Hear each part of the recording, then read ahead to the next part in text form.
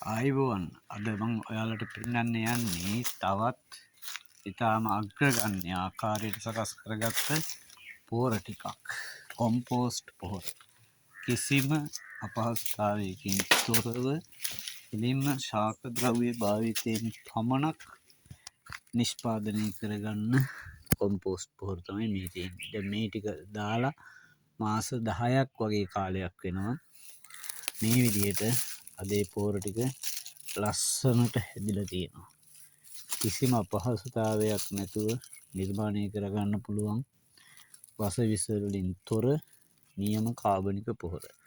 මගේ සියලුම වගාවන් වලට දාන්නේ මේ පොහොර පමණක්මයි.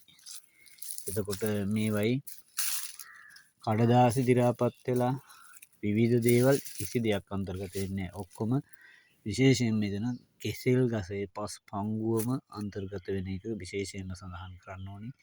ඒකේ පොටෑසියම් බහුලයි. පොටෑසියම් බහුල නිසා ශාකේ මල් හට ගන්න කාලෙට හොඳින්ම පොහොර එක ගොඩක් වටිනවා. බලන්න ලස්සනට හැදිලා තියෙන ආකාරය. දැන් මේ පායන කාලේ මේ ටික හොඳට කඩලා හදා ගන්න ඕනේ. යෝගටත් පුළුවන් මේ වගේ ලස්සනට කොම්පෝස්ට් පොහොර ටිකක් හදාගන්න ගෙවතු වගාව කරන අයට.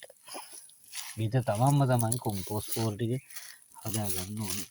සල්ලි වලට දීලා ගන්නකොට ඒවයි විවිධ දේවල් අන්තර්ගත වෙන්න පුළුවන්. එහෙනම් ඔබත් කැපවීමකින් වැඩ කරනවා නම් මේ වගේ කොම්පෝස්ට් පොහොර ටික හදාගෙනම ගෙවතු වගාව ආරම්භ කරන්න. බොහොම ස්තුතියි.